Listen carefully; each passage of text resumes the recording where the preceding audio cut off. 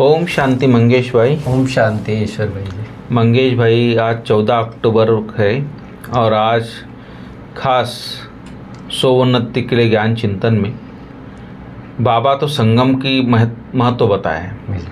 आप देखा होगा सतयुग और त्रेता, द्वापर और कलयुग, ये दो संगम ऐसा है।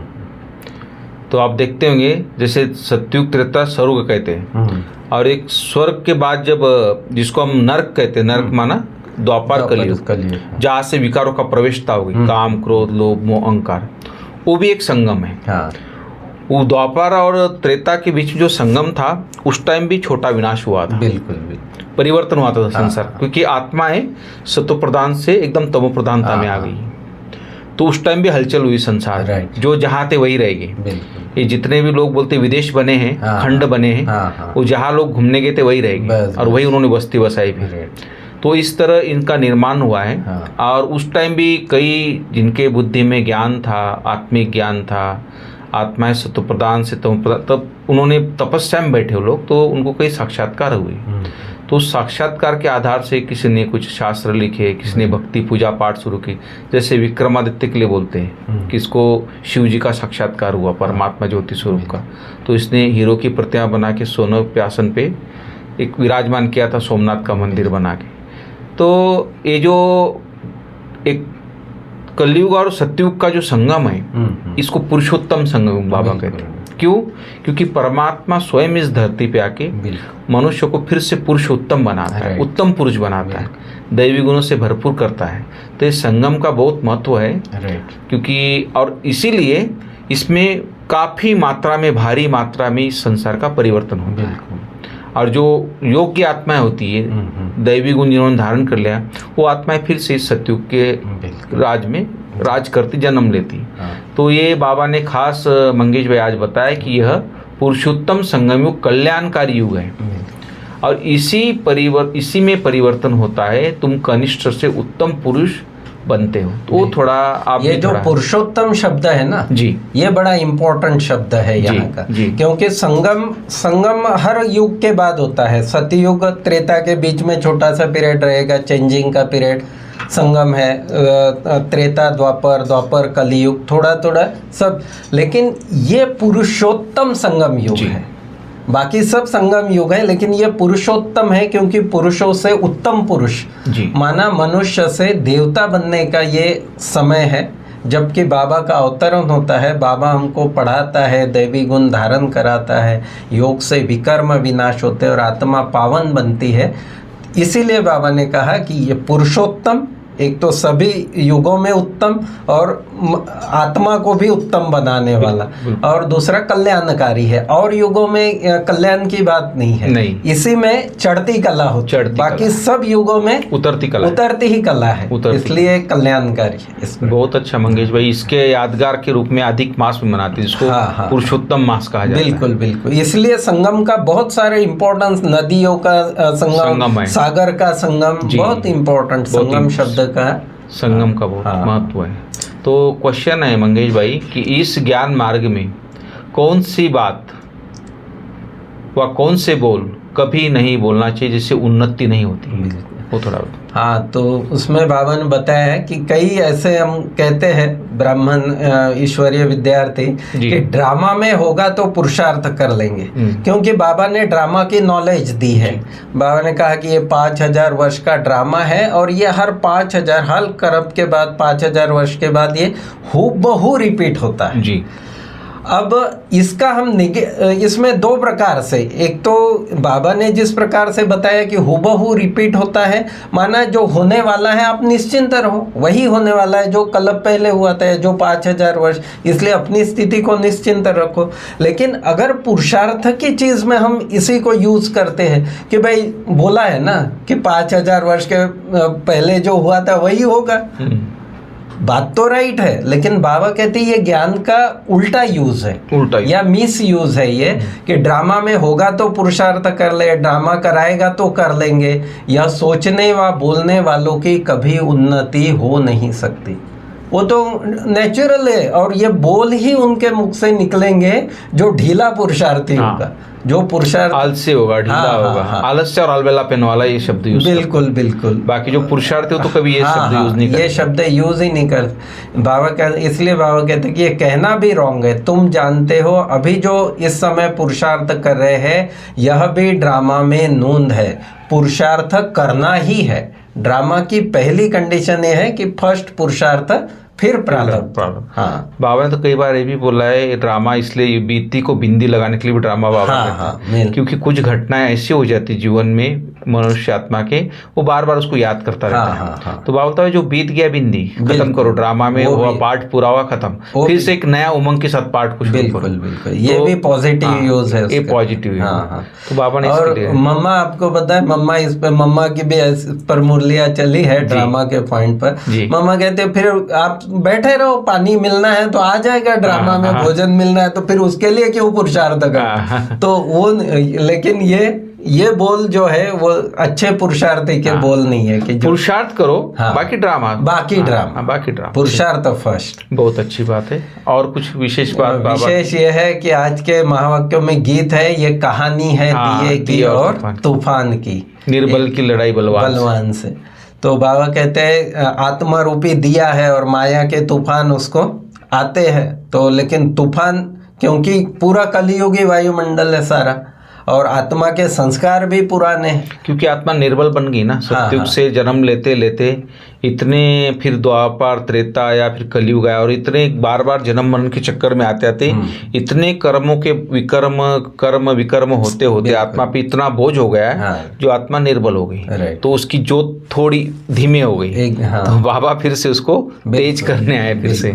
तो बाबा कहते तुमको इन तूफानों से डरना नहीं है, क्योंकि तुम्हारा साथी भगवान है। बिल्कुल। तो यह संगम का भी एक त्योहार है, यह त्योहार सबसे ऊंच है। बहुत अच्छी संगम का भी बाबा कहते हैं एक त्योहार है। त्योहार माना क्या होता है? खुशी, उमंग, उत्साह। तो संगम युगी जीवन तो जहाँ ईश्वरीय ज्ञान मिल जाता है तो वहाँ जीवन सदा ही हर्षित हो जाती है, सदा ही खुश हो जाती है। तो त्योहार ही त्योहार है। मैं देखता था मंगेश भाई, गाँव में जब था मैं, गांव में खेत में काम करने में माता भी इतनी खुश, इतनी नाचते रहती बाबा की उमंग, उसके ज्ञान से। अच्छा। आप देखो दिन भर व्यक्ति खेत में काम भी कर रहा है, परिवार का परेशानी भी झेल रहा है, लेकिन अंदर से खुश है। क्यों? क्योंकि मुझे भगवान मिल गया है और मैं अभी सतयुग में जाने वाली हूँ। ये नशा बिल्कुल कि मैं तो देवी बनने वाला, मैं देवता बनने वाला हूँ, मेरे में भगवान दैवी गुण भर रहा है। तो एक अंदर से एक नशा, तो ज्ञान का जो घृत है ना, ये आत्मा की ज्योत को तेज कर देता है। कितना भी तूफान आए उसको हिला नहीं सकता है। वो बहुत बड़ी बात है। कई बच्चे नए नए आते हैं तो उनको बाप को फिर पुरानी पॉइंट रिपीट करनी पड़ती है। कई बार कई लोगों के ये रहता है कि भाई मुरली क्या सुननी है, रोज रोज तो वही पॉइंट होती है। बाबा कहते हैं पॉइंट, हालांकि हम देखते हैं जो अच्छी रीति आप स्टडी करेंगे ना, रोज आपको नई नई पॉइंट मिलेगी। लेकिन ये जो कहते हैं, तो बाबा कहते हैं भाई जो रोज बाबा के कार्य में रोज नए व्यक्ति भी तो जुड़ रहे हैं, रोज हजारों लाखों भाई बहने नए जुड़ रहे हैं, तो फिर पुरानी पॉइंट बाबा को रिपीट करनी पड़ती है। और दूसरी बात ये भी है, बाबा ने उस टाइम मुरलियां चलाई, लेकिन अभी की सिचुएशन को देखते हुए मुरलियां चलाई। बिल्कुल। आज जो वर्तमान में जो मुरली चलती है तो ऐसे लगता है कि अभी प्रैक्टिकल में हो रहा है और बाबा ने अभी सावधानी हमको दे रहा है। राइट। तो अभी का सिचुएशन देखते हुए भगवान ने उस टाइम मुरलियां चलाई। उनको मालूम था कि बच्चे मेरे आएंगे और इनको ये ज्ञान चाहिए, तो उस आधार से मुरलियां चलती। बिल्कुल, वो त्रिकालदर्शी है, ज्ञान का सागर है, त्रिकालदर्शी है। बिल्कुल। पुरुषार्थ कोई बड़ा नहीं है, मोस्ट सिंपल है। बाबा कहते हैं पुरुषार्थ करके भी एकदम वो टेंशन में मत आ जाओ। पुरुषार्थ कोई बड़ा नहीं है, मोस्ट सिंपल है। अपने को आत्मा समझो और बाबा को याद करो। फिर आगे बाबा कहता है ऐसे बहुत है, आग से पानी से चले जाते हैं, इससे क्या फायदा? ये रिद्धि सिद्धियां भक्ति में मिलती है, ये पुरुषार्थ करते हैं, तपस्या कर। कुछ लोग तो केमिकल्स यूज करके भी करते हैं। हाँ, वो भी है। आजकल तो कलयुग में ठगी भी होगी ना। हाँ। तो बाबा कहते हैं इससे कोई आत्मा की उन्नति का ये नहीं है, इससे कोई कनेक्शन नहीं है। तुम्हारा तो ये सहज राजयोग से जन्म जन्मांतर का फायदा है। बिल्कुल। तुम जन्म जन्मांतर के लिए दुखी से सुखी बन जाते हो, तो ये राजयोग का फायदा है। बाकी ऐसे कुछ वो आग पे चलने से और पानी पे चलने से उससे कोई आत्मा की उन्नति नहीं होती। बहुत अच्छी बात की आपने। जैसे कोई स्टूडेंट है खाली किताबें देखता रहे, स्कूल को दूर से देखता रहे, हाँ, तो उसका तो डिग्री मिलना ही नहीं, आगे बढ़ना ही नहीं। वो पढ़ेगा, प्रैक्टिकल जीवन में लाएगा, फिर वो एग्जाम देके आगे बढ़ेगा, तब जाके कोई पोस्ट को पाता है। तो देवता बनना है, श्रेष्ठ जीवन बनाना है, उस ज्ञान को धारण अपने में उतारना पड़ेगा, तभी तो बनेगा व्यक्ति। आगे बाबा कहता है कि इस समय सृष्टि की कितनी आदमशुमारी है, 800-900 करोड़ आत्माएं हो गई। इसमें सब आत्माएं शिव बाबा के बच्चे हैं। आत्माएं तो सब शिव बाबा के बच्चे ही है, परंतु मददगार सब नहीं होते। हाँ। संगम युग पर भी हमारा बाबा का संदेश जो है लाखों करोड़ों आत्माओं तक जाता है, लेकिन मददगार कितने बनते हैं? बिल्कुल। तो बाबा कहते हैं जो मददगार बनते हैं और जितना बाबा को पहचान के याद करते हैं वही स्वर्ग में उच्च पद पाते हैं और उनका ही भक्ति में फिर गायन पूजन होता है। तो ये बाबा के ज्ञान के आधार पर बड़ी प्राप्ति है। फिर बाबा की याद यह है पढ़ाई का तंत्र। बिल्कुल। आत्म बिंदु रूप बाबा की याद में टिके रहना, बाबा कहते हैं यह है सारे ज्ञान का, पढ़ाई का तंत्र। मैं कई बार सोचता हूँ बाबा इतना पढ़ाता है, इसका क्या माना। मैं एक बार सोचा, बाबा रोज मुरली सुनाता है बच्चों को, तो बाबा हमारी बुद्धि को ना संसार की बातों से न्यारा करता है। बिल्कुल। क्योंकि बहुत सारा भरा पड़ा है ना। हाँ। इधर उधर का, दुनिया भर का, तो यहाँ से बुद्धि को अलग कर बुद्धि परमात्मा में लग जाए और उससे शक्तियाँ लेके आत्मा सत्व प्रदान हो जाए। बस एक ही मुझे ऐसा लगा कि बाबा का मूल मूल उद्देश्य ही उसका वो है, सारे पढ़ाई का सार ही ये है। याद की यात्रा से कर्मातीत अवस्था को पाने में मेहनत लगती है, इसमें ही माया के विघ्न आते है। मोस्ट सिंपल, लेकिन कर्मातीत अवस्था तक पहुंचना, स्टार्ट से लेकर अंत तक। तो बाबा कहते हैं इसमें माया के विघ्न पड़ते हैं। एक तो आत्मा के अपने संस्कार और दूसरे फिर मित्र संबंधी समाज की तरफ से, तो दो प्रकार के विघ्न होते हैं। लेकिन कर्मातीत अवस्था को पाना है तो मेहनत करनी पड़ेगी। फिर बाबा ने आज शास्त्रों का एक उदाहरण दिया। बाबा कहते हैं दुनिया कहती है कि शंकर ने आँख खोली तो विनाश हो गया। बाबा कहते हैं न शंकर विनाश कराते हैं, न शिव जी विनाश कराते हैं, न मैं विनाश कराता हूँ, न शंकर जी विनाश कराते हैं। विनाश ड्रामा की ऑटोमेटिक नूंद है ये। नूंद है। हाँ, घर पुराना हो गया, वो मकान ढहना ही है एक दिन।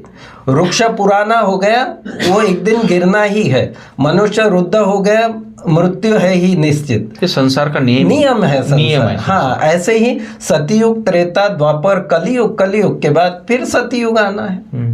तो इसलिए बाबा कहते इसमें कोई कुछ करता नहीं है।